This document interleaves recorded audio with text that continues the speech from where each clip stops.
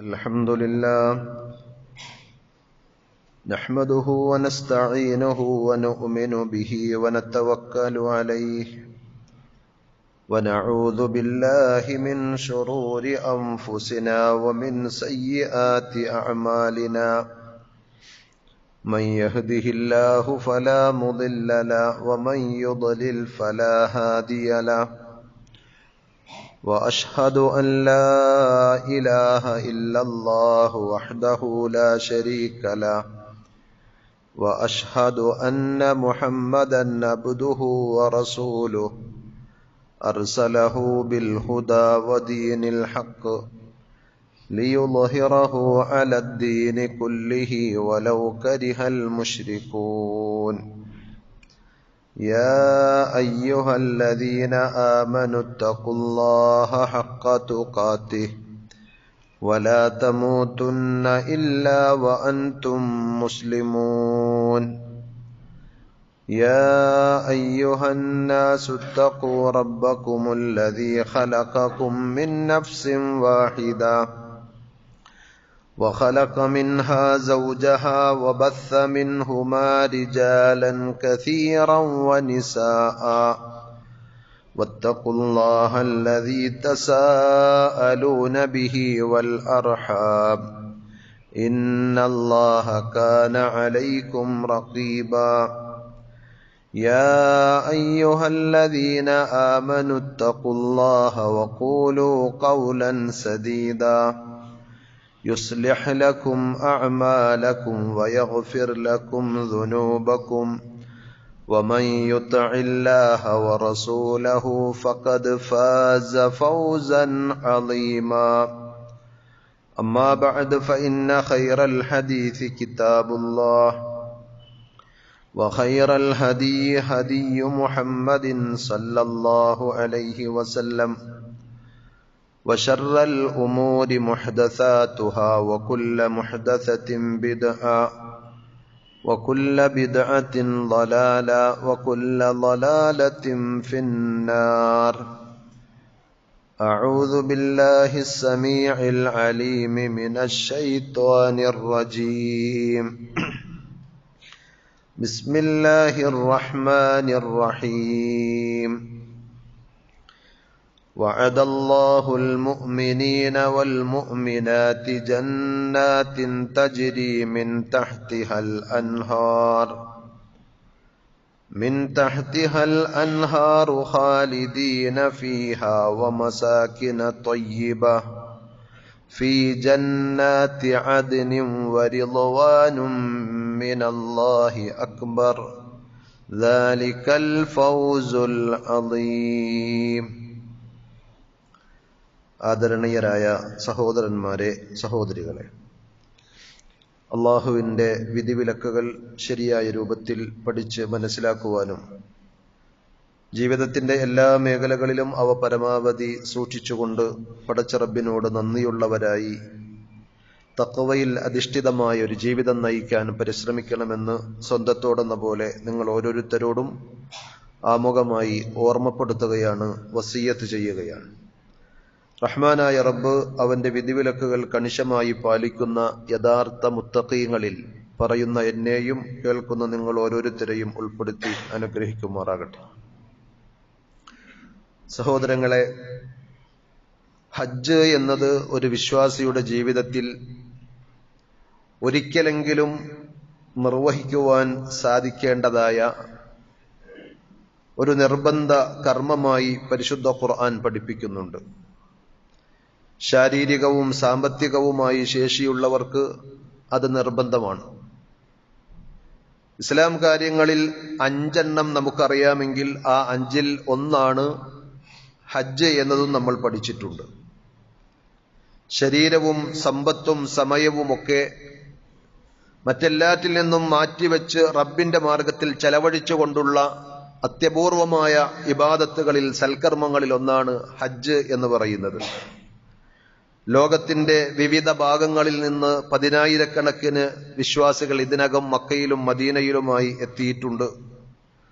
അള്ളാഹു അവർക്കെല്ലാവർക്കും ശരിയായ രീതിയിൽ ഹജ്ജും ഉംറയും നിർവഹിച്ച് സന്തോഷത്തോടെ സമാധാനത്തോടെ അവരവരുടെ നാടുകളിലേക്ക് കുടുംബങ്ങളിലേക്ക് തിരിച്ചു പോകുവാനുള്ള തൗഫീഖ് നൽകി അനുഗ്രഹിക്കുമാറാകട്ടെ.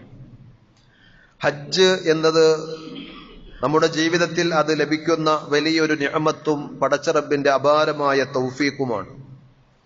എത്രയോ ആളുകൾ കൊതിച്ചും പ്രാർത്ഥിച്ചും കാത്തിരുന്ന ആ ഹജ്ജ് പലർക്കും സാധിച്ചില്ല.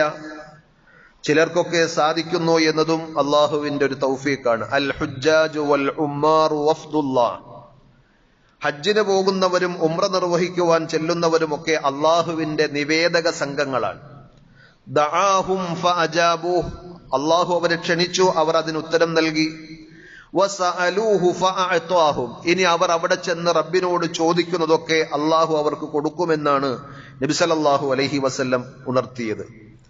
ഇസ്ലാമിലെ ഏത് ആരാധനാ കർമ്മങ്ങളും പരിശോധിച്ചു കഴിഞ്ഞാൽ കേവലം ഒരു ആരാധന കർമ്മമായി മാത്രം അത് ഒതുങ്ങി നിൽക്കുന്നില്ല, അതല്ലെങ്കിൽ ആത്മീയമായ ഒരു ചടങ്ങായി അത് മാറുന്നില്ല. മറിച്ച് അതിന്റെ എല്ലാം പിന്നിൽ നിരവധി ലക്ഷ്യങ്ങളും നേട്ടങ്ങളും ഉണ്ട് എന്നത് നമുക്ക് കാണുവാൻ സാധിക്കും. ഹജ്ജിന്റെ കാര്യത്തിലും ഇത് തന്നെയാണ് അവസ്ഥ. അൽ ഉംറതു ഇലൽ ഉംറതി കഫാറത്തുൻ ലിമാ ബൈനഹുമാ. നബി സല്ലല്ലാഹു അലൈഹി വസല്ലം പറഞ്ഞു, ഒരിക്കൽ ഒരു ഉംറ നിർവഹിച്ചു പിന്നീട് മറ്റൊരിക്കൽ ഒരു ഉംറ കൂടി നിർവഹിച്ചാൽ ആ രണ്ട് ഉംറകൾക്കിടയിലുള്ള കാലയളവിലെ തെറ്റുകുറ്റങ്ങൾ, ചെറുദോഷങ്ങൾ അത് നിമിത്തം അല്ലാഹു പുറത്തു തരുന്ന കഫാറത്താണ് ആ ഉംറ എന്നാണ്. വൽ ഹജ്ജുൽ മബ്റൂർ ലൈസ ലഹു ജസാഉൻ ഇല്ലൽ ജന്ന. നബി സല്ലല്ലാഹു അലൈഹി വസല്ലം പഠിപ്പിച്ചതുപോലെ കർമ്മങ്ങൾ ചെയ്ത് അള്ളാഹുവിന്റെ പ്രീതി ഉദ്ദേശിച്ചുകൊണ്ട് ഒരു മബ്റൂറായ ഹജ്ജ് ഒരാൾക്ക് നിർവഹിക്കാൻ സാധിച്ചാൽ സ്വർഗമല്ലാതെ മറ്റൊന്നതിന് പ്രതിഫലമായിട്ടില്ല. അഥവാ സ്വർഗം നേടിത്തരുവാനുള്ള ഏറ്റവും അനുകൂലമായ ഒരു കർമ്മമാണ്, ഇബാദത്താണ് ഹജ്ജ് എന്ന് പറയുന്നത്. അതിനോട് മനുഷ്യന്മാരുടെ അവസ്ഥ നമ്മൾ പരിശോധിച്ചാൽ 3 തരത്തിലുള്ള സമീപനങ്ങൾ കാണുവാൻ സാധിക്കും.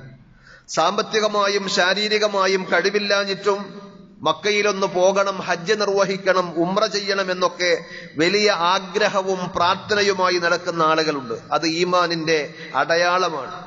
ആ നല്ല മനസ്സിന് അള്ളാഹു പ്രതിഫലം നൽകുമെന്നാണ്. അവർക്ക് മക്കയിലെത്താൻ സാധിച്ചില്ലെങ്കിലും, അവർ ഹജ്ജ് ചെയ്തിട്ടില്ലെങ്കിലും അവർക്ക് കൂലിയുണ്ട് അവരുടെ നല്ല നിയ്യത്തിന്റെ അടിസ്ഥാനത്തിൽ. അതേപോലെ തന്നെ ആഗ്രഹിച്ച് ഒരുങ്ങി എല്ലാ രീതിയിലും അവർ തയ്യാറെടുത്തു, പക്ഷെ സാധിച്ചില്ല. അവരുടേതല്ലാത്ത കാരണങ്ങളാൽ അവർക്ക് ചെയ്യാൻ സാധിച്ചിട്ടില്ലെങ്കിൽ അവർക്കും പ്രതിഫലമുണ്ട്. എന്നാൽ ആരോഗ്യവും സമ്പത്തും സൗകര്യങ്ങളും ഒക്കെ ഉണ്ടായിട്ട് വേണമെന്ന് മനസ്സ് വെച്ചാൽ മക്കത്തെത്താമായിരുന്നിട്ടും അങ്ങനെ ഒന്ന് ചിന്തിക്കാത്ത, അങ്ങനെ ഒന്ന് ആലോചിക്കാത്ത എത്രയോ ആളുകൾ. അവരാണ് കുറ്റക്കാർ, അവരാണ് ഹതഭാഗ്യരായിട്ടുള്ള ആളുകൾ. അവർക്ക് പിന്നീട് ചെയ്യാമെന്നാണ് അവർ കരുതി കൂട്ടി വെക്കുന്നതെങ്കിൽ, അവരുടെ പ്ലാൻ അങ്ങനെയാണെങ്കിൽ സഹോദരങ്ങളെ ആർക്കറിയുവാൻ സാധിക്കും നമ്മൾ അടുത്ത വർഷം പോയിട്ട് അടുത്ത നിമിഷം ഉണ്ടാകുമെന്ന്? നമ്മുടെ ആയുസ് ഇനി ഉണ്ടെങ്കിൽ തന്നെ ആരോഗ്യവും സമ്പത്തും ഒക്കെ നമ്മുടെ കൂടെ ഉണ്ടായിക്കൊള്ളണമെന്നില്ല. അതുകൊണ്ട് തന്നെ ഹജ്ജ് എന്നത് ജീവിതത്തിൽ ഒരിക്കലെങ്കിലും, ആയുസ്സിൽ ഒരിക്കലെങ്കിലും അത് നിർവഹിക്കുവാൻ വേണ്ടി ഒരു വിശ്വാസി സാമ്പത്തിക ശേഷിയുള്ള, ശാരീരികമായി പ്രയാസങ്ങളില്ലാത്ത ആളാണെങ്കിൽ അയാൾ മനസ്സ് വെക്കേണ്ടതുണ്ട്, ചെയ്യേണ്ടതുണ്ട്. അങ്ങനെ മൻ ഹജ്ജലില്ല, പടച്ച റബ്ബിന് വേണ്ടിയാണ് ഒരാൾ ഹജ്ജ് ചെയ്യുന്നതെങ്കിൽ ഭൗതികമായ ലാഭങ്ങൾ ആഗ്രഹിക്കാതെ ആളുകൾക്കിടയിൽ ഹാജി എന്നുള്ളൊരു പേര് കിട്ടണം, വലിയൊരു പ്രശസ്തിയുമൊക്കെ ഉദ്ദേശിച്ചുകൊണ്ടല്ല, മറിച്ച് റബ്ബിന് വേണ്ടിയാണ് ഒരാൾ ഹജ്ജ് ചെയ്തതെങ്കിൽ ഫലം യർഫുസ് വലം യഫ്സുഖ്, വൃത്തികേടുകളും അതേപോലെ തോന്നിവാസങ്ങളൊന്നും ചെയ്യാതെ ഭക്തി നിർഭരമായ ഒരു യാത്രയും ചടങ്ങുകളും അഥവാ ഇബാദത്തുകളും ഒക്കെ നിർവഹിച്ച് അയാൾക്ക് തിരിച്ചു വരാൻ സാധിച്ചാൽ റജഅ കയൗമി വലദതുഹു ഉമ്മുഹു, അയാളുടെ ഉമ്മ പ്രസവിച്ച ആ ദിവസം, ആ പിഞ്ചു കുഞ്ഞായിരിക്കെ അയാൾ എത്ര പരിശുദ്ധനായിരിക്കുന്നുവോ അതുപോലെ പാപക്കറകളെല്ലാം കഴുകി വൃത്തിയായി നല്ല ഒരു ജീവിതത്തിലേക്ക് അയാൾക്ക് തിരിച്ചു വരാൻ സാധിക്കുമെന്നാണ് നബി സല്ലല്ലാഹു അലൈഹി വസല്ലം ഉണർത്തിയത്. അതുകൊണ്ട് സ്വർഗം നേടാൻ, പാപങ്ങൾ പൊറുക്കാൻ, പടച്ച റബ്ബിന്റെ തൃപ്തി കരസ്ഥമാക്കാൻ ഏറ്റവും പറ്റിയ ഒരു ഇബാദത്ത് എന്നുള്ള നിലയിൽ നമ്മൾ മനസ്സുകൊണ്ട് ആഗ്രഹിക്കുകയും അതിനുവേണ്ടി പരിശ്രമിക്കുകയും പ്രാർത്ഥിക്കുകയും ഒക്കെ ചെയ്യേണ്ടതുണ്ട്. നമ്മുടെ കൂട്ടത്തിൽ ഹജ്ജ് ചെയ്യാൻ ആഗ്രഹിക്കുന്ന, അതിനുവേണ്ടി കൊതിച്ച് പ്രാർത്ഥിച്ച് കാത്തിരിക്കുന്ന എല്ലാവർക്കും അതിനുള്ള അവസരങ്ങൾ അള്ളാഹു എളുപ്പമാക്കി കൊടുക്കുമാറാകട്ടെ. ഹജ്ജ് സഹോദരങ്ങളെ ചില പാഠങ്ങൾ നമുക്ക് പകർന്നു തരുന്നുണ്ട്. ചില കാര്യങ്ങൾ നമ്മെ ഓർമ്മിപ്പിക്കുകയും ചെയ്യുന്നുണ്ട്. ഇസ്ലാമിന്റെ അടിത്തറയായ തൗഹീദും റിസാലത്തും ആഖിറത്തും ഒക്കെ ഹജ്ജിന്റെ ആണിക്കല്ലുകളായി നിൽക്കുന്നതായി നമുക്ക് കാണുവാൻ സാധിക്കും. സർവ്വ അമ്പിയാക്കന്മാരും പഠിപ്പിച്ച എല്ലാ വേദഗ്രന്ഥങ്ങളും സമൂഹത്തോട് ഉത്ബോധിപ്പിച്ച മതത്തിന്റെ പ്രധാനപ്പെട്ട 3 കേന്ദ്ര ബിന്ദുക്കളാണ്. ഒന്ന് തൗഹീദ്, മറ്റൊന്ന് റിസാലത്ത്, മറ്റൊന്ന് ആഖിറത്ത്. ഇത് ഹജ്ജിന്റെ കർമ്മങ്ങളിൽ ഇവ 3ഉം സമ്മേളിച്ചു നിൽക്കുന്നത് നമുക്ക് കാണുവാൻ സാധിക്കും. നമ്മളൊന്ന് മനസ്സിരുത്തി ആലോചിച്ചാൽ, ഒന്നാമത്തേത് തഹ്ഖീഖുത് തൗഹീദ് വൽ ബറാഅത്തു മിനശ് ശിർക്ക്. ഷിർക്കിന്റെ എല്ലാറ്റിൽ നിന്നും മുക്തമായി തൗഹീദിന്റെ ഏകദൈവ വിശ്വാസത്തിന്റെ പ്രയോഗവൽക്കരണം. അത് ഹജ്ജിലേക്ക് പ്രവേശിക്കുന്നതോടുകൂടി അതിന്റെ എല്ലാ കർമ്മങ്ങളിലും നമുക്ക് കാണുവാൻ സാധിക്കും. അള്ളാഹു നമ്മെ പടച്ചതിന്റെ തന്നെ ലക്ഷ്യമായി വിശുദ്ധ ഖുർആൻ പഠിപ്പിച്ചത് വമാ ഖലഖ്തുൽ ജിന്ന വൽ ഇൻസ ഇല്ലാ ലിയഅ്ബുദൂൻ. എന്നെയും നിങ്ങളെയും ഒക്കെ അള്ളാഹ് സൃഷ്ടിച്ചതെന്തിനാ എന്ന് ചോദിച്ചാൽ അള്ളാഹുവിന് മാത്രം ഇബാദത്ത് ചെയ്തുകൊണ്ട് ജീവിക്കാൻ വേണ്ടി എന്നാണ് വിശുദ്ധ ഖുർആൻ 51-ാം അധ്യായം സൂറത്തു ദാരിയാത്തിലെ 56-ാമത്തെ ആയത്തിലൂടെ പഠിപ്പിച്ചത്.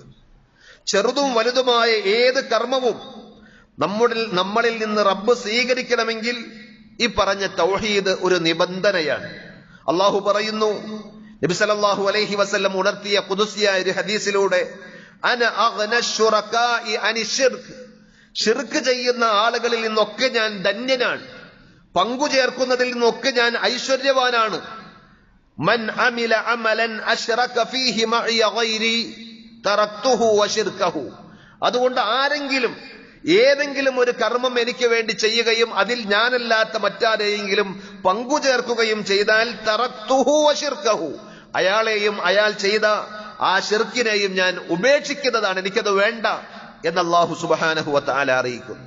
അതുകൊണ്ട് നമ്മുടെ മനസ്സിൽ, നമ്മുടെ കർമ്മങ്ങളിൽ, നമ്മുടെ പ്രാർത്ഥനയിലൊക്കെ തികഞ്ഞ ഏകദൈവ വിശ്വാസം, ഇസ്ലാമിന്റെ അടിത്തറ, ആ ബേസ്മെന്റിൽ നിന്ന് പടുത്തുയർത്തിയതേ അള്ളാഹുവിന്റെ അടുക്കൽ സ്വീകരിക്കപ്പെടുകയുള്ളൂ. ഇല്ലെങ്കിൽ സകലമാന സൽക്കർമ്മങ്ങളും നിഷ്ഫലമാകുമെന്നുള്ളത് ഖുർആൻ ആവർത്തിച്ചു പറഞ്ഞതാണ്. 6-ാം അധ്യായം സൂറത്തുൽ അൻആമിലെ 88-ാമത്തെ ആയത്തിൽ കുറെ പ്രവാചകന്മാരുടെ, അമ്പിയാക്കന്മാരുടെ ചരിത്രം പറഞ്ഞ കൂട്ടത്തിൽ അള്ളാഹ് പറഞ്ഞതാണ്, വലൗ അശ്റകൂ, അവരെങ്ങാനും അള്ളാഹുവിൽ പങ്കുചേർത്തിരുന്നുവെങ്കിൽ, ലഹബിത അൻഹും മാ കാനൂ യഅമലൂൻ, അവർ ചെയ്തു കൂട്ടിയ എല്ലാ സൽക്കർമ്മങ്ങളും, അവരനുഷ്ഠിച്ച എല്ലാ ഇബാദത്തുകളും തകർന്ന് തരിപ്പണമായി പോകുമെന്നാണ്. അതുകൊണ്ട് നമ്മുടെ ജീവിതത്തിൽ ഷിർക്ക് എന്ന മഹാമാരി കടന്നു വരുന്നതിനെ, തൗഹീദിന് പോറലേൽപ്പിക്കുന്ന ഏതൊരു വാക്കും, ഏതൊരു പ്രവൃത്തിയും, ഏതൊരു നിലപാടും, ഏതൊരു സമീപനവും വളരെ ഗൗരവത്തോടുകൂടി നമ്മൾ കാത്തു സൂക്ഷിക്കേണ്ടതുണ്ട്. തൗഹീദ് ശരിയായിട്ടില്ലെങ്കിൽ ഓട്ടബക്കറ്റിൽ വെള്ളം നിറക്കുന്നത് പോലെയായിരിക്കും, അഥവാ ഒന്നും നമുക്ക് ഉപകരിക്കാത്ത ഫലശൂന്യമായി കലാശിക്കും. അതിനാൽ ഒരു വിശ്വാസി ഏറ്റവും ജാഗ്രത പാലിക്കേണ്ട കാര്യമായിട്ടാണ് പരിശുദ്ധ ഖുർആനും നബി സല്ലല്ലാഹു അലൈഹി വസല്ലമയുടെ ഹദീസുകളും അതിനെ സംബന്ധിച്ച് ഉണർത്തിയിട്ടുള്ളത്. ഹജ്ജിന്റെ വിഷയത്തിൽ, ഹജ്ജിന്റെ കർമ്മങ്ങളിൽ ഇത് ഊട്ടി ഉറപ്പിക്കുന്നത് നമുക്ക് കാണുവാൻ സാധിക്കും. നബി സല്ലല്ലാഹു അലൈഹി വസല്ലമയുടെ ഹജ്ജിനെ കുറിച്ച് വിശദമായി പറയുന്ന ജാബിർ റളിയല്ലാഹു അൻഹുവിന്റെ ഹദീസുണ്ട്. മിക്ക ഉലമാക്കളും, പണ്ഡിതന്മാരും, ഇമാമിങ്ങളും ഹജ്ജിന്റെ മനാസിക്കുകൾ, കർമ്മങ്ങൾ വിശദീകരിക്കുമ്പോൾ ജാബിർ റളിയല്ലാഹു അൻഹുവിന്റെ സ്വഹീഹ് മുസ്ലിമിലെ ആ ഹദീസ് വിശദീകരിക്കുന്നത് കാണുവാൻ സാധിക്കും. അതിൽ ജാബിർ റളിയല്ലാഹു അൻഹു പറയുകയാണ്, ഫഅഹല്ലൻ നബിയ്യു സല്ലല്ലാഹു അലൈഹി വസല്ലം ബിത്തൗഹീദ്. തൽബിയത്തിനെ കുറിച്ച് പറഞ്ഞപ്പോൾ പിന്നീട് നബി സല്ലല്ലാഹു അലൈഹി വസല്ലം തൗഹീദിന്റെ വിളംബരം അത് പ്രഖ്യാപിച്ചു എന്നാണ്. എന്താണ് തൗഹീദിന്റെ വിളംബരം എന്ന് പറഞ്ഞത്? ലബ്ബൈക അല്ലാഹുമ്മ ലബ്ബൈക്, അല്ലാഹുവേ നിന്റെ വിളി കേട്ട് നിനക്കിതാ ഉത്തരം ചെയ്ത് ഞാൻ ഇതാ എത്തിയിരിക്കുന്നു. വേറെ ആർക്കും വേണ്ടിയല്ല, വേറെ ആരുടെയും വിളി കേട്ടല്ല ഞാൻ വന്നത്, നിന്റെ വിളിക്ക് ഉത്തരം ചെയ്ത് ഞാനിതാ വന്നിരിക്കുന്നു. റബ്ബേ ലബ്ബൈക, നിനക്ക് ഞാനിതാ വീണ്ടും ഉത്തരം ചെയ്തിരിക്കുന്നു. ലാ ശരീക ലക്, നിനക്ക് യാതൊരുവിധ പങ്കുകാരുമില്ല. ലബ്ബൈക്, അല്ലാഹുവേ നിന്റെ വിളിക്ക് ഞാനിതാ ഉത്തരം ചെയ്തിരിക്കുന്നു. ആവർത്തിച്ചു പറയുകയാണ് ഒരു വിശ്വാസി, അല്ലാഹുവേ നിന്റെ വിളിക്ക് ഞാനിതാ ഉത്തരം ചെയ്തിരിക്കുന്നു. ഞാൻ ചിലത് നിന്നോട് ചോദിക്കുന്നുണ്ട്, നീയും എനിക്കത് ചെയ്തു തരണം എന്ന രീതിയിൽ ലബ്ബൈക എന്ന പദം ആവർത്തിച്ചു വരികയാണ് 4 തവണ അള്ളാഹുവുമായിട്ടുള്ള സംഭാഷണമായിട്ട്. എന്നിട്ട് പറയുന്നു, ഇന്നൽ ഹംദ വൻ നിഅമത ലക വൽ മുൽക്ക്, അല്ലാഹുവേ നിനക്കാകുന്നു സർവ്വസ്തുതികളും, സർവ്വ അനുഗ്രഹങ്ങൾ ഞാൻ എന്തെല്ലാം അനുഭവിക്കുകയും ആസ്വദിക്കുകയും ചെയ്യുന്നുണ്ടോ അത് വാസ്തവത്തിൽ നീ തന്നതാണ്, നീ മാത്രം നൽകിയതാണ്, നിന്റേത് മാത്രമാണ്. വൽ മുൽക്ക്, എല്ലാ അധികാരവും ആധിപത്യവും റബ്ബേ നിനക്ക് മാത്രമുള്ളതാണ്. ലാ ശരീക ലക്, നിനക്ക് യാതൊരു പങ്കുകാരുമില്ല. തൗഹീദിന്റെ കറകളഞ്ഞ ആശയാദർശങ്ങൾ ആ തൽബിയത്തിലൂടെ പ്രഖ്യാപിക്കുന്ന ഒരു വിശ്വാസിയെ സംബന്ധിച്ചിടത്തോളം ഇസ്ലാമിന്റെ അടിത്തറയിലാണ് അയാൾ കാലൂന്നി നിൽക്കുന്നത്. മക്കാ മുശ്രിക്കുകളും ഹജ്ജ് നിർവഹിച്ചതായി ഹദീസുകൾ നമുക്ക് മനസ്സിലാക്കി തരുന്നുണ്ട്. അവരുടെ ഹജ്ജിനെ കുറിച്ചും അവർ ആ ഹജ്ജിന്റെ വേളയിൽ ചൊല്ലിയിരുന്ന തൽബിയത്തിനെ കുറിച്ചുമൊക്കെ ഹദീസുകളിൽ നമുക്ക് കാണുവാൻ സാധിക്കും. നമ്മൾ നേരത്തെ പറഞ്ഞ ആ തൽബിയത്തിന്റെ അതേ വാചകങ്ങൾ അവർ പറഞ്ഞിരുന്നു. മക്കയിലെ അബൂജഹലും ഉത്ബത്തും ഷൈബത്തും ഒക്കെ ഹജ്ജ് നിർവഹിക്കുമ്പോൾ, ഉംറ നിർവഹിക്കുമ്പോൾ അവർ ചൊല്ലിയതും ഈ തൽബിയത്ത് തന്നെയാണ്. പക്ഷേ ആ തൽബിയത്തിന്റെ കൂടെ അവരുടെ വക ഒരു എക്സ്ട്രാ ഫിറ്റിംഗ്, ഒരു അഡീഷണൽ, ഒരു കൂടുതലായി അവർ കൂട്ടിച്ചേർത്തൊരു സംഗതിയുണ്ട്. നബി സല്ലല്ലാഹു അലൈഹി വസല്ലം അത് പറയാൻ അവർ ഒരുമ്പെടുമ്പോഴേക്കും പറയും, വൈലക്കും ഖദ് ഖദ്, മതി, അവിടെ നിർത്തു നിങ്ങൾ എന്ന് പറഞ്ഞ് നബി സല്ലല്ലാഹു അലൈഹി വസല്ലം പറയുമെങ്കിലും അവർ അത് പരിഗണിക്കാതെ ഫയഖൂലൂൻ, എന്നിട്ട് അവർ പറയും, ഇല്ലാ ശരീകൻ ഹുവലക്, അല്ലാഹുവേ നിനക്ക് യാതൊരു പങ്കുകാരുമില്ല, ഒരു തരത്തിലുള്ള പങ്കുകാരൊഴികെ. ഏതാണ് ആ പങ്കുകാർ? ഹുവലക്, ആ പങ്കുകാരൊക്കെ നിന്റേതാണ്. തംലിക്കുഹു വമാ മലക്, അവർക്ക് എന്തെല്ലാം കഴിവുകളും ശേഷികളുമുണ്ടോ, അവരെന്തെല്ലാം ഉടമപ്പെടുത്തുന്നുണ്ടോ, അതിന്റെ എല്ലാം സാക്ഷാൽ ഉടമസ്ഥൻ നീ തന്നെയാണ്. അഥവാ നീ കൊടുത്ത കഴിവിൽ നിന്ന് നിന്റെ കീഴിലുള്ളവരായി ചില കുട്ടി ദൈവങ്ങൾ എന്ന സങ്കല്പമാണ് അവർക്കുണ്ടായിരുന്നത്. അത് ബഹുദൈവ വിശ്വാസികളായ മക്കാ മുശ്രിക്കുകളുടെ അബൂജഹലിന്റെ തൽബിയത്തും വിശ്വാസവുമാണ് എന്ന് തിരിച്ചറിഞ്ഞാൽ ഒരു യഥാർത്ഥ അഹ്ലുസുന്നത്ത് വൽ ജമാഅത്തിന്റെ വിശ്വാസി എന്ത് ചെയ്യും?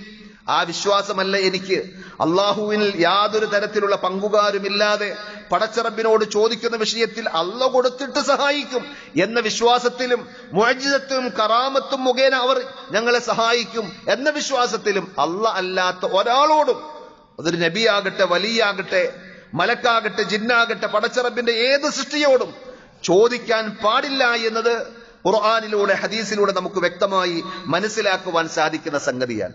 ഹജ്ജിന്റെ ലക്ഷ്യമറിഞ്ഞ് ദീനിന്റെ അടിത്തറകൾ ഗ്രഹിച്ചുകൊണ്ട് കർമ്മങ്ങൾ ചെയ്യുന്ന പടച്ചറബിൽ വിശ്വാസമുള്ള ഒരു മുഅ്മിനിനെ സംബന്ധിച്ചിടത്തോളം ജീവിതത്തിൽ ഒരു ഘട്ടത്തിലും ലാ യസ്അലു ഇല്ലല്ലാഹ്, റബ്ബിനോടല്ലാതെ ചോദിക്കുകയില്ല. രോഗാവസ്ഥയിൽ, സാമ്പത്തികമായ പ്രതിസന്ധികളിൽ, ശത്രുവിന്റെ സന്നാഹങ്ങളിൽ എന്ന് വേണ്ട ഏതെല്ലാം പ്രതിസന്ധികളും പ്രയാസങ്ങളും ബുദ്ധിമുട്ടുകളും ഉണ്ടോ, പടച്ച റബ്ബിനോടല്ലാതെ അവർ ദുആ ഇരക്കുകയില്ല, ചോദിക്കുകയില്ല.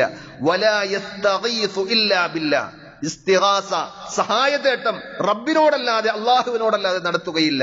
വലാ യതവക്കലു ഇല്ലാ അലല്ലാഹ്, അല്ലാഹുവിലല്ലാതെ ഒന്നിനെയും ബരമേൽപ്പിക്കുകയില്ല. എന്റെ കാര്യങ്ങളൊക്കെ നോക്കി നടത്താൻ ഇന്ന ആളുകൾ എന്നല്ല, എന്റെ റബ്ബിൽ ബിസ്മില്ലാഹി തവക്കൽതു അലല്ലാഹ്, വീട്ടിൽ നിന്ന് പുറത്തിറങ്ങുമ്പോൾ മുതൽ എല്ലാ ഘട്ടത്തിലും സർവ്വ കാര്യങ്ങളും നമ്മൾ ചെയ്യേണ്ടത് ചെയ്ത് ബാക്കി പടച്ച റബ്ബിൽ ഏൽപ്പിക്കുന്ന തവക്കുലിന്റെ ആശയം. വലാ യദ്ബഹു ഇല്ലാ ലില്ലാഹ്, അള്ളാഹുവിന് വേണ്ടിയല്ലാതെ, പടച്ച റബ്ബിന്റെ പ്രീതിയും പ്രതിഫലവും കാംക്ഷിച്ചുകൊണ്ടല്ലാതെ ഒരു അറവും അവർ നടത്തുകയില്ല. വലാ യൻദുറു ഇല്ലാ ലില്ലാഹ്, പടച്ച റബ്ബിന്റെ പേരിലല്ലാതെ വേറൊരാളുടെയും, ഒരു ഷെയ്ഖിന്റെയും, ഒരു വലിയന്റെയും, ഒരു തങ്ങളുടെയും, ഒരു ബീവിയുടെയും പേരിൽ അവർ നേർച്ച നേരുകയില്ല. വലാ യസ്രിഫു ശൈഅൻ മിനൽ ഇബാദ ഇല്ലാ ലില്ലാഹ്, ഇബാദത്തിന്റെ യാതൊന്നും പടച്ച റബ്ബിനല്ലാതെ അവർ സമർപ്പിക്കുകയില്ല. കാരണം പരിശുദ്ധ ഖുർആൻ തന്നെ പഠിപ്പിച്ചത് 6-ാം അധ്യായം സൂറത്തുൽ അൻആമിലെ 162, 163 വചനങ്ങളിലൂടെ നമുക്ക് വായിക്കുവാൻ സാധിക്കും. ഖുൽ, പറയൂ നബിയെ, ഇന്ന സ്വലാത്തി, എന്റെ നമസ്കാരം, വനുസുകി, എന്റെ ബലികർമ്മം, വമഹ്യായ വമമാതി ലില്ലാഹി റബ്ബിൽ ആലമീൻ, എന്റെ ജീവിതവും എന്റെ മരണവും എല്ലാം സർവ്വലോകങ്ങളുടെയും രക്ഷിതാവായ എന്റെ റബ്ബിനുള്ളതാണ്. ആ റബ്ബിനല്ലാത്ത മറ്റാർക്കും എന്റെ കർമ്മങ്ങളിൽ, ഇബാദത്തുകളിൽ യാതൊന്നും ഞാൻ സമർപ്പിക്കുകയില്ല. ലാ ശരീക ലഹു, അവന് യാതൊരു പങ്കുകാരുമില്ല. വബിദാലിക ഉമിർതു, അതാണ് എന്നോട് കൽപ്പിക്കപ്പെട്ടിട്ടുള്ളത്. വാന അവ്വലുൽ മുസ്ലിമീൻ, അവരെ കീഴൊതുങ്ങുന്നവരിൽ ഒന്നാമനായി ഞാൻ ഉണ്ടാകും എന്നുള്ള കാര്യം ഒരു വിശ്വാസിയെ പഠിപ്പിക്കുകയാണ് വിശുദ്ധ ഖുർആൻ. പക്ഷെ സങ്കടകരമെന്ന് പറയട്ടെ, ഹജ്ജിന് പോകുമ്പോഴും ഉംറക്ക് പോകുമ്പോഴും പലരും റബ്ബിനോട് ചോദിക്കേണ്ട കാര്യങ്ങൾ ചോദിക്കാൻ മക്ബറകളും അതേപോലെ തന്നെ ജാറങ്ങളും ഒക്കെ സന്ദർശിച്ച് അവിടെ തവാഫ് ചെയ്ത് അവരോട് സങ്കടങ്ങൾ പറഞ്ഞു പോകുന്നത്, ഞാൻ നേരത്തെ പറഞ്ഞതുപോലെ ഓട്ട ബക്കറ്റിൽ വെള്ളം നിറക്കുന്നത് പോലെയാണ്. അവരുടെ കർമ്മങ്ങൾ നിഷ്ഫലമാകുമെന്നത് ഖുർആൻ സാക്ഷ്യപ്പെടുത്തിയതാണ്. അതുകൊണ്ട് വിശ്വാസം ക്ലിയറാക്കി സംശുദ്ധമായ തൗഹീദിന്റെ അടിത്തറയിൽ നിന്ന് വേണം ചെറുതും വലുതുമായ എല്ലാ ഇബാദത്തുകളും സൽക്കർമ്മങ്ങളും നമ്മൾ പടുത്തുയർത്താൻ. അള്ളാഹു നമുക്കതിനുള്ള തൗഫീക്ക് നൽകുമാറാകട്ടെ. രണ്ടാമത്തെ ഒരു കാര്യം തഹ്തീഖുൽ ഇൻഖിയാദ്, അഥവാ പരിപൂർണമായി പടച്ച റബ്ബിന് കീഴ്തുങ്ങുന്നവനാണ് വിശ്വാസി എന്നത് ഹജ്ജിലൂടെ നമ്മെ പഠിപ്പിക്കുകയാണ്. അഥവാ അള്ളാഹുവോ അവന്റെ റസൂലോ സല്ലല്ലാഹു അലൈഹി വസല്ലം ഒരു കാര്യം നമ്മളോട് കൽപ്പിച്ചാൽ പൂർണ്ണമായി അതിനെ അംഗീകരിക്കുവാനും കീഴ്തുങ്ങുവാനും നമ്മൾ ബാധ്യസ്ഥരാണ്. അതിന്റെ യുക്തി നമുക്ക് അറിഞ്ഞാലും ഇല്ലെങ്കിലും നബി സല്ലല്ലാഹു അലൈഹി വസല്ലം അള്ളാഹുവിന്റെ ദൂതനാണ് എന്നുള്ളത് കൊണ്ട് തന്നെ അള്ളാഹുവിന്റെ സന്ദേശങ്ങളാണ് പ്രവാചകൻ നമുക്ക് പറഞ്ഞു തരുന്നത്. അതുകൊണ്ട് ഏറ്റവും വലിയ യുക്തി എന്താണ് എന്ന് ചോദിച്ചാൽ നമ്മെ സൃഷ്ടിച്ച പടച്ച റബ്ബിന് നാം കീഴ്തുങ്ങുക എന്നതാണ് അതിൽ ഏറ്റവും വലിയ യുക്തി. എല്ലാ രഹസ്യങ്ങളും നമ്മൾ അറിഞ്ഞുകൊള്ളണമെന്നില്ല. ഹജ്ജ് സ്വാഭാവികമായും ഹജ്ജിലെ കർമ്മങ്ങൾ അക്കാര്യം നമുക്ക് മനസ്സിലാക്കി തരുന്നുണ്ട്. തവാഫ്, പരിശുദ്ധ കഅബയെ ഇടത്ത് വശത്താക്കിയിട്ടാണ് നമ്മൾ ഇടത്തേക്ക് ചുറ്റുന്നത്. വലത് മുന്തിക്കണമെന്നാണ് നമ്മൾ പൊതുവെ പഠിച്ചിട്ടുള്ളത്. വിശുദ്ധമായ കഅബയുടെ അടുക്കൽ നമ്മൾ ചെല്ലുമ്പോൾ ഏറ്റവും വിശുദ്ധമായ ഒരു കർമ്മം ചെയ്യാൻ വേണ്ടി ചെന്ന വിശ്വാസി തന്റെ ഇടതുഭാഗത്താണ് കഅബയെ ആക്കുന്നത്. വലത്തേക്കല്ല തിരിയുന്നത്, ഇടത്തേക്കാണ് ചുറ്റുന്നത്. എന്താണ് അങ്ങനെ? ചോദ്യമില്ല. അഥവാ അതിന്റെ ഒരേ ഒരു ഉത്തരം അള്ളാഹു അങ്ങനെ പഠിപ്പിച്ചു, നബി സല്ലല്ലാഹു അലൈഹി വസല്ലം നമുക്ക് അങ്ങനെ പറഞ്ഞു തന്നു എന്നത്. അതേപോലെ തന്നെ എന്തുകൊണ്ട് 7 ചുറ്റൽ 6 ആയിക്കൂടാ? എന്തുകൊണ്ട് 8 ആയി കൂടിയാൽ പ്രശ്നം? അവിടെയും ചോദ്യമില്ല. ലാ യുസ്അലു അമ്മാ യഫ്അലു വഹും യുസ്അലൂൻ. അള്ളാഹു എന്താണ് അങ്ങനെ ചെയ്യുന്നത്, അള്ളാഹ് എന്താ അങ്ങനെ പറയാൻ കാരണം? ചോദ്യമില്ല. നമ്മളോട് ചോദ്യമുണ്ടാകും. അതാണ് ഖുർആൻ പഠിപ്പിച്ചത്. അതേപോലെ തന്നെ സഅയ്, തവാഫ് ചെയ്ത് 2 റക്അത്ത് നമസ്കരിച്ച് സംസം വെള്ളം കുടിച്ച് ഹജ്ജിന് പോകുന്ന ആളുകൾ, ഉംറക്ക് പോകുന്ന ആളുകൾ സഫയിലേക്ക് പോവുകയാണ്. ആ സഫയിൽ നിന്ന് മർവയിലേക്ക് ഏകദേശം 10-400 മീറ്റർ, 1/2 കിലോമീറ്ററോളം ദൂരമുള്ള ആ ദൂരം എന്തിന് നമ്മൾ ക്ഷീണിച്ച് തളർന്ന് ഓടുന്നു, നടക്കുന്നു? അന്ന് ഹാജർ വെള്ളം കിട്ടാതെയാണ് ഓടിയതെങ്കിൽ ഇന്ന് സംസം വെള്ളം എല്ലാവിധ സൗകര്യങ്ങളോടുകൂടി, തണുപ്പുള്ളത് വേണോ തണുപ്പില്ലാത്തത് വേണോ, അവിടെ ലഭ്യമാണ്. എന്നിട്ടും എന്തിനാണ് നമ്മൾ ഈ സഅയ് നടത്തുന്നത് എന്നൊരാൾ യുക്തി വെച്ച് ചോദിച്ച് വിമർശിച്ചാൽ അയാൾക്ക് ഇസ്ലാമിൽ സ്ഥാനമില്ല. ചോദ്യമില്ല. ഒരേ ഒരൊറ്റ ഉത്തരം മാത്രം അള്ളാഹു പറഞ്ഞിട്ട് നബി സല്ലല്ലാഹു അലൈഹി വസല്ലം പഠിപ്പിച്ചിട്ട് അതിന് കീഴൊതുങ്ങുവാൻ സന്നദ്ധരല്ലാത്ത ഒരാളുടെ ഹജ്ജ് അത് ഹജ്ജാവുകയില്ല. അയാളുടെ ഉംറ അയാൾക്ക് ഉംറയായി നിർവഹിക്കുവാൻ സാധിക്കുകയില്ല. അതുകൊണ്ട് ഒരു വിശ്വാസിയെ സംബന്ധിച്ചിടത്തോളം വിശുദ്ധ ഖുർആൻ പറഞ്ഞു, വമാ കാന ലിമുഅ്മിനിൻ വലാ മുഅ്മിന, ഈമാനുള്ള ഒരു ആണിനും ഒരു പെണ്ണിനും ഇദാ ഖലല്ലാഹു വറസൂലുഹു അംറ, അല്ലാഹുവോ അവന്റെ റസൂലോ ഒരു കാര്യം കൽപ്പിച്ചാൽ അൻ യകൂന ലഹുമുൽ ഖിയറതു മിൻ അംരിഹിം, അല്ലാഹു പറഞ്ഞതും റസൂൽ പഠിപ്പിച്ചതും മാറ്റിവെച്ച് അവർക്ക് സ്വന്തമായൊരു നിലപാട് ഈമാനുള്ള ഒരു വിശ്വാസിക്കും വിശ്വാസിനിക്കും ഉണ്ടാകാവതേയല്ല. വമൻ യഅസില്ലാഹ വറസൂലഹു ഫഖദ് ളല്ല ളലാലൻ മുബീന, ആരെങ്കിലും അങ്ങനെ സ്വന്തം ഇഷ്ടപ്രകാരം അല്ലാഹു പറഞ്ഞതിനെ ധിക്കരിച്ച് നബി സല്ലല്ലാഹു അലൈഹി വസല്ലം നിർദ്ദേശിച്ചതിനെ അവഗണിച്ചുകൊണ്ട് ജീവിച്ചാൽ അവൻ വ്യക്തമായ വഴികേടിലാണ് എന്ന് ഖുർആൻ സൂറത്തുൽ അഹ്സാബിലെ 36-ാമത്തെ വചനത്തിലൂടെ പഠിപ്പിക്കുകയാണ്. അതേപോലെ വീണ്ടും ഖുർആൻ പറഞ്ഞു, ഇന്നമാ കാന ഖൗലൽ മുഅ്മിനീന ഇദാ ദുഊ ഇലല്ലാഹി വറസൂലിഹി ലിയഹ്കുമ ബൈനഹും അൻ യഖൂലു സമിഅനാ വഅതഅനാ. 24-ാം അധ്യായം സൂറത്തുൻ നൂറിലെ 51-ാമത്തെ ആയത്തിൽ ഒരു വിശ്വാസിയെ സംബന്ധിച്ചിടത്തോളം അവരുടെ ഇടയിലുള്ള പ്രശ്നങ്ങൾക്ക്, തർക്കങ്ങൾക്ക് തീർപ്പ് കൽപ്പിക്കാൻ അല്ലാഹു പറഞ്ഞതിലേക്ക് വരൂ, നബി സല്ലല്ലാഹു അലൈഹി വസല്ലം വിധി കൽപ്പിച്ചതിലേക്ക് വരൂ എന്ന് പറഞ്ഞാൽ, അള്ളാഹുവിലേക്കും റസൂലിലേക്കും അവരെ ക്ഷണിച്ചാൽ വിശ്വാസികളുടെ നിലപാട്, അവരുടെ വാക്ക് ഇത്രമാത്രമേ ഉണ്ടാവുകയുള്ളൂ. അൻ യഖൂലു സമിഅനാ വഅതഅനാ, ഞങ്ങൾ ഇതാ കേട്ടിരിക്കുന്നു, ഞങ്ങൾ അനുസരിച്ചിരിക്കുന്നു. അതുവരെയും വീറും വാശിയും വെച്ച് വാദിച്ച ആളുകളാണെങ്കിലും അള്ളാഹ് അങ്ങനെയാണോ പറഞ്ഞത്? നബി സല്ലല്ലാഹു അലൈഹി വസല്ലം അങ്ങനെയാണോ പഠിപ്പിച്ചത്? എല്ലാ ഈഗോകളും വർത്തമാനങ്ങളും നിർത്തി അതിന് കീഴൊതുങ്ങുന്ന ആളുകൾ വഉലൈക ഹുമുൽ മുഫ്ലിഹൂൻ, അവരാണ് യഥാർത്ഥ വിജയം വരിക്കുന്നവർ എന്ന് ഖുർആൻ അവിടെ സാക്ഷ്യപ്പെടുത്തി. അതേപോലെ 4-ാം അധ്യായം സൂറത്തുൻ നിസായിലെ 65-ാമത്തെ ആയത്തിൽ അള്ളാഹു ആണയിട്ട് പറയുകയാണ്, ഫലാ വറബ്ബിക്, നിന്റെ റബ്ബിനെ തന്നെയാണ് സത്യം, ലാ യുഅ്മിനൂൻ, അവർ മുഅ്മിനീങ്ങളല്ല, വിശ്വാസികളല്ല. ആര്? ഹത്താ യുഹക്കിമൂക ഫീമാ ശജറ ബൈനഹും, അവർക്കിടയിൽ അഭിപ്രായ വ്യത്യാസമുള്ള വിഷയത്തിൽ താങ്കളെ വിധികർത്താവായി സമ്മതിക്കുന്നതുവരെയും അവർ യഥാർത്ഥ മുഅ്മിനീങ്ങളല്ല. ഏത് തർക്കമുണ്ടായാലും ഏത് അഭിപ്രായ വ്യത്യാസങ്ങൾ ഉണ്ടെങ്കിലും പ്രവാചകരെ താങ്കൾ പഠിപ്പിച്ച വിഷയത്തിൽ തീർപ്പ് കൽപ്പിച്ച് അതിന് കീഴൊതുങ്ങുന്ന മനസ്സ് വരെ അവർക്കുണ്ടാകുന്നത് വരെയും അവർ മുഅ്മിനീങ്ങളല്ല. ثُمَّ لَا يَجِدُوا فِي أَنفُسِهِمْ حَرَجًا مِّمَّا قَضَيْتَ وَيُسَلِّمُوا تَسْلِيمًا. താങ്കൾ വിധി പറഞ്ഞതിൽ പിന്നീട് അവരുടെ മനസ്സിൽ ഒരു ചൊറിച്ചിലും, എന്താ നബി അങ്ങനെ പറഞ്ഞത്, എന്താ അങ്ങനെ ഹദീസിൽ വന്നത്, എന്താ ആയത്തിൽ ഇങ്ങനെ പറയാൻ കാരണം, ഇങ്ങനെ അതിനൊരു ചൊറിച്ചിലില്ലാതെ അള്ളാഹ് പറഞ്ഞതാണോ റസൂല് പഠിപ്പിച്ചതാണോ അതിന് പൂർണ്ണമായി കീഴ്തുങ്ങുന്നത് വരെയും നിന്റെ റബ്ബ് തന്നെയാണ് സത്യം, അവര് മുഅ്മിനീങ്ങളല്ല എന്ന് ഖുർആൻ പറയുകയാണ്. അതുകൊണ്ടാണ് ഉമർ ബിൻ ഖത്താബ് റളിയല്ലാഹു അൻഹു ഹജ്ജ് ചെയ്യുന്ന സന്ദർഭത്തിൽ ഹജറുൽ അസ്വദ് ചുംബിച്ചപ്പോൾ പറഞ്ഞ വാക്ക് പ്രസിദ്ധമാണ്. ഇന്നി അഅലമു അന്നക ഹജർ, നീ ഒരു കല്ലാണ് എന്നുള്ളത് എനിക്ക് നന്നായി അറിയാം. ചില റിവായത്തുകളിൽ കാണാം വല്ലാഹി, അല്ലാഹു തന്നെയാണ് സത്യം എന്നുകൂടി പറയുന്നുണ്ട്. ലാ തദുറു വലാ തൻഫ, നിനക്ക് എനിക്ക് എന്തെങ്കിലും ദോഷം വരുത്തുവാനോ എനിക്ക് വല്ല ഉപകാരവും നേടിത്തരുവാനോ കഴിയാത്തൊരു കല്ലാണ് എന്നുള്ള കാര്യം എനിക്കറിയാം. എന്നിട്ടും ഞാൻ എന്തുകൊണ്ട് നിന്നെ ചുംബിക്കുന്നു? നീ ഏതെങ്കിലും തരത്തിൽ എന്നെ ധന്യനാക്കും, അല്ലെങ്കിൽ ഐശ്വര്യവാനാക്കും, എന്റെ പ്രയാസങ്ങൾ നീക്കും, എനിക്ക് ബർക്കത്ത് നൽകും എന്നുള്ളത് കൊണ്ടല്ല. വലൗലാ അന്നി റഅയ്തു റസൂലല്ലാഹി സ്വല്ലല്ലാഹു അലൈഹി വസല്ലം യുഖബ്ബിലുക മാ ഖബ്ബൽതുക, എന്റെ ഹബീബായ റസൂലുള്ളാഹി സ്വല്ലല്ലാഹു അലൈഹി വസല്ലം തവാഫ് ചെയ്യുമ്പോൾ ഹജറുൽ അസ്വദിനെ ചുംബിക്കുന്നത് ഞാൻ കണ്ടിട്ടുണ്ട്. ആ പ്രവാചകനെ സ്നേഹിക്കുന്ന, പ്രവാചകനെ അനുധാവനം ചെയ്യുന്ന ഒരു വിശ്വാസി എന്നുള്ള നിലയിൽ, അനുചരൻ എന്നുള്ള നിലയിൽ ആ പ്രവാചക മാതൃക ഞാൻ സ്വീകരിക്കുന്നു എന്നല്ലാതെ ആ കല്ലിലൂടെ എന്തെങ്കിലും ഉപകാരം കിട്ടും, അതല്ലെങ്കിൽ ഏതെങ്കിലും ദോഷം വരും എന്ന ഭയപ്പാടോ ആഗ്രഹമോ പ്രതീക്ഷയോ അല്ല, പ്രവാചക മാതൃക ഞാൻ പിൻപറ്റുകയാണ് എന്ന് പറഞ്ഞു. അതാണ് വാസ്തവത്തിൽ റിസാലത്തിന്റെ സന്ദേശം. വഅശ്ഹദു അന്ന മുഹമ്മദൻ റസൂലുള്ളാഹ്, അള്ളാഹുവിന്റെ സത്യസന്ധനായ ദൂതനാണ് മുഹമ്മദ് നബി സല്ലല്ലാഹു അലൈഹി വസല്ലം എന്ന് ഞാൻ സാക്ഷ്യം വഹിക്കുന്നു എന്ന ഷഹാദത്തിന്റെ രണ്ടാം ഷഹാദത്തിന്റെ താല്പര്യം അതാണ്. അപ്പൊ നബി സല്ലല്ലാഹു അലൈഹി വസല്ലം ഒരു കാര്യം പഠിപ്പിച്ചാൽ അത് ഓട്ടിനിട്ട് തീരുമാനിക്കേണ്ടതല്ല, അത് സ്വീകരിച്ച് പൂർണ്ണമായി കീഴ്തുങ്ങുവാൻ സാധിക്കണം.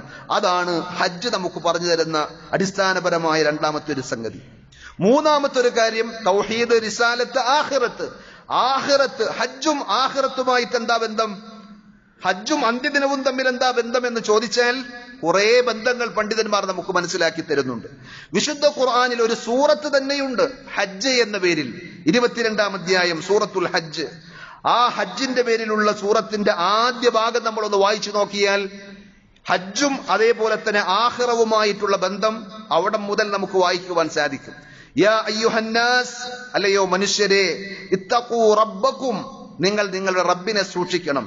ഇന്ന സൽസലത സാഅതി ശൈഉൻ അളീം, ലോകാവസാനത്തിന്റെ, ലോകത്തിന്റെ അന്ത്യം കുറിക്കുന്ന ആ അന്ത്യസമയം, അതിന്റെ പ്രകമ്പനം, ഭൂമി കിടുകിടാ വിറക്കുന്ന, അതിശക്തമായി കുലുങ്ങുന്ന ആ സംഭവം ഗൗരവതരമായ ഭയങ്കര ഒരു സംഗതിയാണ് എന്ന് പറഞ്ഞുകൊണ്ട് അല്ലാഹു പറഞ്ഞു, യൗമ തറൗനഹാ തദ്ഹലു കുല്ലു മുർദിഅത്തിൻ അമ്മാ അർളഅത്, മുലയൂട്ടുന്ന ഏതൊരു ഉമ്മയും ഏതൊരു സ്ത്രീയും തന്റെ കയ്യിലുള്ള കുഞ്ഞിനെ കുറിച്ച് പോലും അശ്രദ്ധമായി പോകുന്ന ഭയാനകതയുടെ രംഗമാണത്.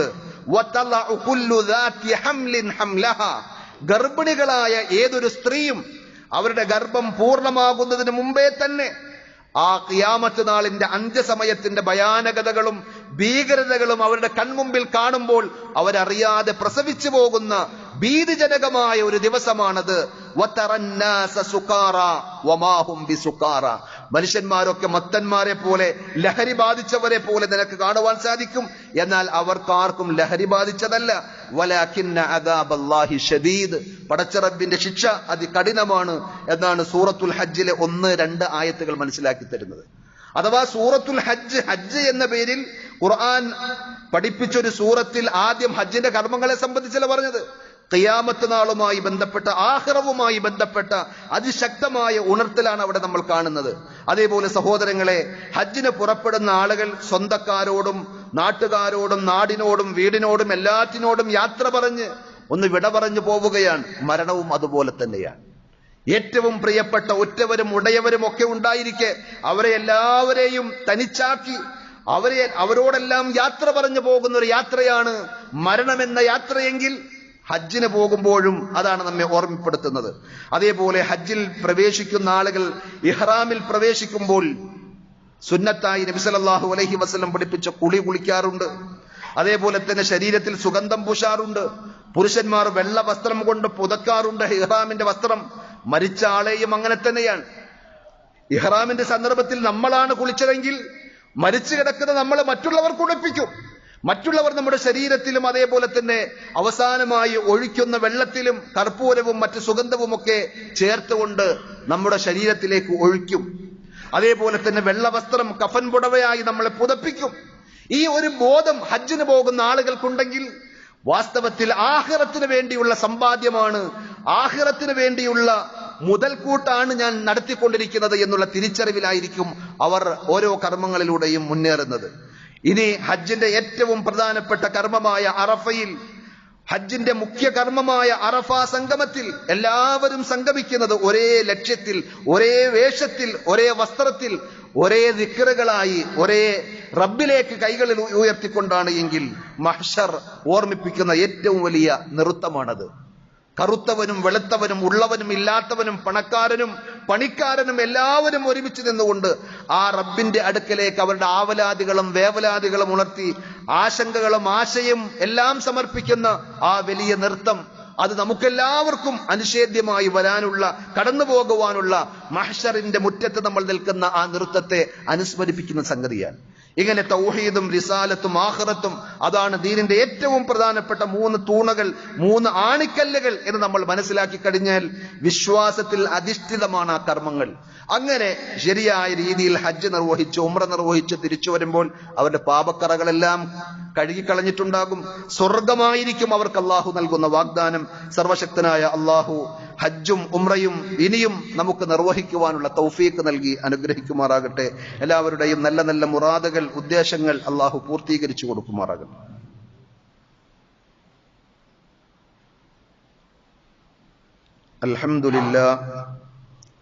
അൽഹംദുലില്ലാഹി റബ്ബിൽ ആലമീൻ വസ്സലാത്തു വസ്സലാമു അലാ അഷ്റഫിൽ അംബിയാഇ വൽ മുർസലീൻ നബിയ്യിനാ മുഹമ്മദിൻ വഅലാ ആലിഹി വഅസ്ഹാബിഹി വസല്ലമ തസ്ലീമൻ കസീറാ. യാ അയ്യുഹല്ലദീന ആമനു തഖുല്ലാഹ ഹഖ്ക തുഖാതിഹി വലാ തമൂതുന്ന ഇല്ലാ വഅൻതും മുസ്ലിമൂൻ. സ്നേഹമുള്ള സഹോദരന്മാരെ, സഹോദരികളെ, അള്ളാഹുവിൻ്റെ വിധിവിലക്കുകൾ ജീവിതത്തിന്റെ എല്ലാ മേഖലകളിലും പരമാവധി സൂക്ഷിക്കണമെന്നൊരിക്കൽ കൂടി ഉണർത്തുകയാണ്. അള്ളാഹു നമുക്കതിനുള്ള തൗഫീഖ് നൽകി അനുഗ്രഹിക്കുമാറാകട്ടെ. ഞാൻ തുടക്കത്തിൽ ഓതിവെച്ച ആയത്ത് 9-ാം അധ്യായം സൂറത്ത് തൗബയിലെ 72-ാമത്തെ വചനമാണ്. വഅദല്ലാഹുൽ മുഅ്മിനീന വൽ മുഅ്മിനാത്ത്.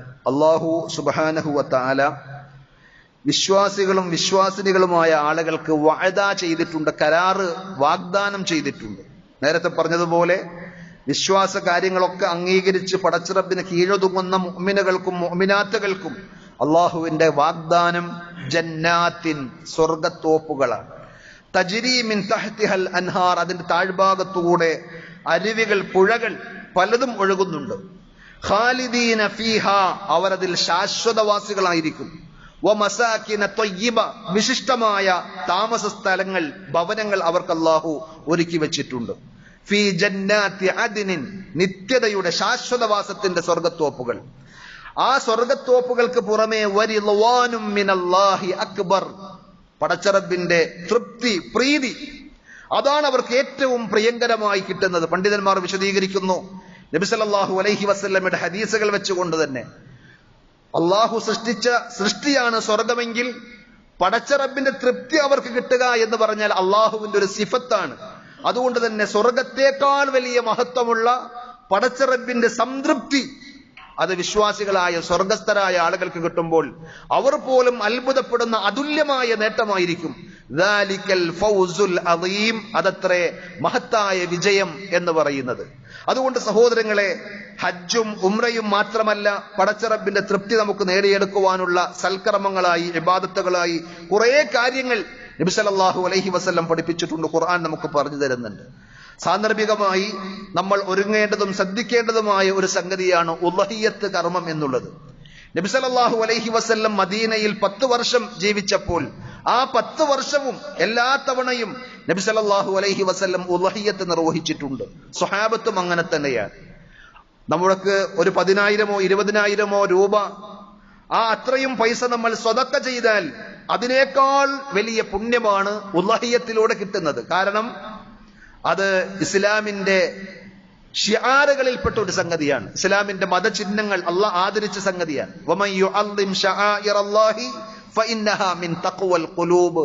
ഹൃദയത്തിന്റെ ഉള്ളിൽ തഖ്വയുടെ അടിസ്ഥാനത്തിൽ അതിന്റെ പുറത്തേക്ക് വരുന്ന ബഹിർസ്ഫുരണമാണത് എന്ന് ഖുർആൻ സാക്ഷ്യപ്പെടുത്തുമ്പോൾ, കേവലം ഇപ്പോ ആളുകൾക്ക് ഇറച്ചി കിട്ടേണ്ട ആവശ്യമൊന്നുമില്ല എന്ന് പറഞ്ഞ് അതിന്റെ പുണ്യത്തെയും മഹത്വത്തെയും ഒക്കെ ഒന്ന് താഴ്ത്തിക്കെട്ടി വലിയൊരു മിടുക്കനായി അല്ലെങ്കിൽ ബുദ്ധിജീവിയായി ചിന്തകനായി അവതരിച്ചുകൊണ്ട് ഇസ്ലാമിന്റെ ഷിആറുകളെയും അധ്യാപനങ്ങളെയും താഴ്ത്തിക്കെട്ടുന്ന ആളുകൾ ഈ കാലഘട്ടത്തിൽ അധികരിച്ചു വരുന്നത് കൊണ്ട് പ്രത്യേകം ഉണർത്തുകയാണ്. നബി സല്ലല്ലാഹു അലൈഹി വസല്ലം പറഞ്ഞു, ഒറ്റക്ക് നിങ്ങൾക്ക് അറക്കാൻ സാധിച്ചില്ലെങ്കിൽ ഇഷ്തരികൂ ഫിൽ ഹദി, ബലിമൃഗത്തിൽ നിങ്ങൾക്ക് ചേരാം, പങ്കുചേരാം. മാടുകളാണെങ്കിൽ ഒട്ടകം, അതേപോലെ തന്നെ പോത്ത്, കാള, പശു പോലെയുള്ള മൃഗങ്ങളാണെങ്കിൽ 7 ആളുകൾക്ക് വരെയും അതിൽ പങ്കുചേരാൻ സാധിക്കും. എന്നാൽ ആടാണെങ്കിലോ ഒരാൾക്ക് മാത്രം, അഥവാ ഒരാളും അദ്ദേഹത്തിന്റെ കുടുംബവും. കാന റജുലു ഫീ അഹദി റസൂൽ സല്ലല്ലാഹു അലൈഹി വസല്ലം യുളഹി ബിശാത്തി അൻഹു വഅൻ അഹ്ലി ബൈതി. തനിക്കും തന്റെ കുടുംബത്തിനും ഒരാട് മതിയാകും. കുറെ സമ്പത്തും സൗകര്യങ്ങളുമുള്ള ആളാണെങ്കിലോ 1 അല്ല 10 അല്ല 100 അല്ല എത്രയും അറക്കാൻ അയാൾക്ക് അവകാശമുണ്ട്. അത് തെറ്റായ സംഗതിയല്ല. നബി സല്ലല്ലാഹു അലൈഹി വസല്ലം തന്നെ 1-ലധികം മൃഗങ്ങളെ അറുത്ത സംഭവം നമുക്ക് കാണുവാൻ സാധിക്കും. അതുകൊണ്ട് ആ വലിയ പുണ്യത്തിന് വേണ്ടി നമ്മൾ പ്രത്യേകം ശ്രദ്ധിക്കുക. നമ്മുടെ പള്ളിയുമായി ബന്ധപ്പെട്ട് സഹകരിച്ച് അറവ് നടത്താൻ ഉദ്ദേശിക്കുന്ന ആളുകൾ പള്ളി ഭാരവാഹികളുമായി ബന്ധപ്പെടണമെന്ന് ഒരിക്കൽ കൂടി ഉണർത്തുകയാണ്.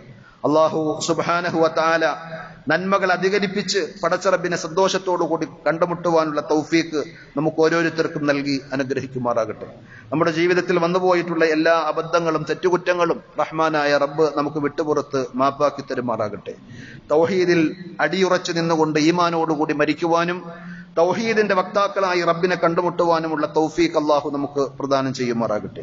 സഹോദരങ്ങളെ, നമുക്കെല്ലാവർക്കും ഈ ദിവസങ്ങളിൽ കേൾക്കുവാൻ സാധിച്ചതുപോലെ നമ്മൾ പെരുന്നാളിനും അതേപോലെ തന്നെ ഹജ്ജിനുമൊക്കെ തയ്യാറെടുക്കുന്ന ഈ വേളയിൽ നമ്മുടെ സഹോദരങ്ങളായ ഫലസ്തീനിലെ വിശ്വാസി സഹോദരങ്ങൾ, പ്രത്യേകിച്ച് അവരിലെ പിഞ്ചു പൈതലുകൾ, ആയിരക്കണക്കിന് 10,000-കണക്കിന് കുട്ടികൾ UN-ന്റെ കണക്കനുസരിച്ച്, ഐക്യരാഷ്ട്രസഭയുടെ മുന്നറിയിപ്പനുസരിച്ച് ഇനിയും ഇസ്രായേൽ എന്ന് പറയുന്ന ഭീകര രാഷ്ട്രം ഈ തിട്ടൂരം, ഈ ക്രൂരത തുടരുകയാണെങ്കിൽ മണിക്കൂറുകൾക്കുള്ളിൽ അവർക്ക് ഭക്ഷണം കിട്ടാതെ, മരുന്ന് കിട്ടാതെ പിടഞ്ഞു ചാകും, മരിച്ചു പോകും എന്നുള്ള മുന്നറിയിപ്പുണ്ടായിട്ടും ലോകത്താരും അതിനെതിരെ പ്രതികരിക്കുവാനോ ശബ്ദിക്കുവാനോ ഇല്ലാത്ത ഈ സാഹചര്യത്തിൽ നമ്മൾ എല്ലാവരും ആത്മാർത്ഥമായി അവർക്ക് വേണ്ടി ദുആയിരക്കേണ്ടതുണ്ട്. കേവലം ഈ സന്ദർഭത്തിൽ മാത്രമല്ല, നമ്മുടെ സ്വകാര്യമായ പ്രാർത്ഥനാ വേളകളിലൊക്കെ നമ്മുടെ സഹോദരങ്ങൾക്ക് വേണ്ടി ദുആയിരക്കുവാൻ നമ്മൾ മനസ്സുവെക്കണം.